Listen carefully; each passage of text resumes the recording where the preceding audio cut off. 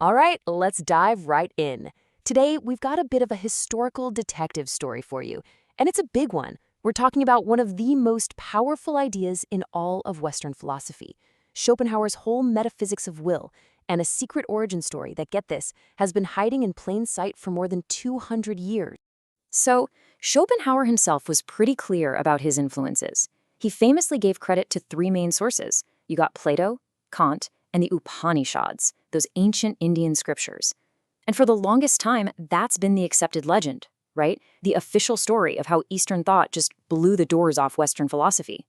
But what if that isn't the whole story? You see, the traditional narrative, it's really simple, and it's powerful. It's the story of a sudden, lightning-in-a-bottle discovery that just changed everything for the young philosopher. As Schopenhauer told it, the story kicks off in the winter of 1813. He meets this Orientalist, a guy named Friedrich Meyer.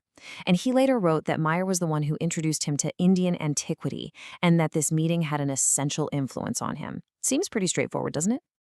And this is where the legend really catches fire.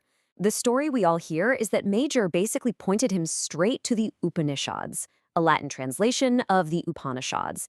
And this is treated like the philosophical Big Bang for Schopenhauer. You know, the moment that sparked all his core ideas about reality and the will. But here's where our little detective story really begins. Because when you start digging into the actual historical records, the official story, well, it starts to look a little shaky. It actually presents us with a pretty curious puzzle. And we can do that digging because, believe it or not, we can see exactly what Schopenhauer was reading, day by day, thanks to the lending register from the Weimar Library. So let's take a look at the hard evidence from that really crucial winter. So check out this timeline, because this is where it gets weird. Schopenhauer gets to Weimar in November.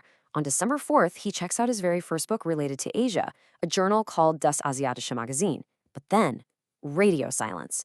Almost 4 whole months go by before he finally borrows the legendary Upnikat on March 26th. And this is the central question, isn't it? This is the heart of our investigation. If this meeting with Major was so profound, and if the Upnikat was the key that unlocked everything, why the huge delay? I mean, for an intensely curious, almost obsessive mind like Schopenhauer's, it doesn't add up. Something else had to be going on. Well, it turns out the answer to this whole mystery isn't in that famous book he borrowed in March. Nope. It's in the kind of obscure journal he took home way back in December. It seems like we've all been looking in the wrong place. The real spark, the thing that actually prepared his mind for what was to come, wasn't the famous Upnikat. It was Das Asiatische Magazin. So what even was this magazine? Well, it was a collection of articles all about Asian culture, religion, philosophy, the whole shebang. And, as luck would have it, one of its main contributors was none other than Friedrich Major, the very guy who supposedly introduced Schopenhauer to Indian antiquity in the first place. And here, folks, is the smoking gun. This is Schopenhauer's own handwriting, a loose sheet of notes from that exact time. You can see it clear as day, from the Asiatic magazine, and right below that, Bhagavad Gita. This is stone-cold proof that he was reading it, and not just skimming, he was taking it seriously. So what was it about this old magazine that was so important? What did he find in there? It wasn't just a random collection of articles, it was something way, way more profound.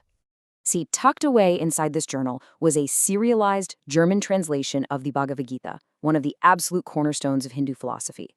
And guess who the translator was? Friedrich Meyer himself. This was Schopenhauer's real, first, direct encounter with a core text of Indian thought. Now, in the Gita, Krishna reveals this absolutely radical idea to the warrior Arjuna. He says, look, the body, the kshetra, that's just a field. But the perceiver of that field, the kshetragna, that's the universal spirit itself. The observer inside your head isn't just you.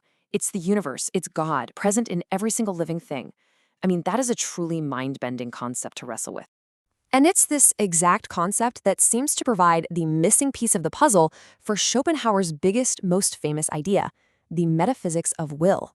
During this exact time, the winter of 1814, Schopenhauer was just furiously scribbling away in his notebooks, grappling with the very nature of reality. He was trying to find a way out of Kant's big problem, that split between the world as we see it and the unknowable thing in itself. And here it is. This is the aha moment. On the left, you have the Gita's idea. The universal spirit, the kshetrajna, is the perceiver inside the body, the kshetra. Now look at the right. Written at the exact same time, here's Schopenhauer's big breakthrough. The body is nothing other than the will that has become visible. The parallel is it's undeniable. It's stunning. This is what the Gita seems to have given him, a framework. It suggested that there's one place, and only one place, where we can directly experience the fundamental force of reality, and that's through our own bodies. The body isn't just some object in the world, it is the world's underlying will, the thing in itself, made visible right here for us. That's it. That's the absolute core of his entire philosophy. So what does all this evidence tell us? Well, it points to a new story. It strongly suggests that Schopenhauer's deep dive into Indian philosophy didn't start with that famous bang in March 1814. It started with a quiet, careful reading of an old magazine months earlier. Now look, this doesn't mean the Upanishads weren't important. The Upanishads was absolutely massive for his later work, no question. But the Bhagavad Gita, because he found it first, seems to have been the catalyst. It was the spark that tilled the soil, you know?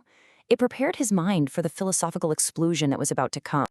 And that just leaves us with this one last really fascinating thought. It makes you wonder about where great ideas really come from. That maybe, just maybe, one of the most revolutionary concepts in history didn't come from some famous leather-bound book, but from a total chance encounter with a forgotten article in an old, dusty magazine.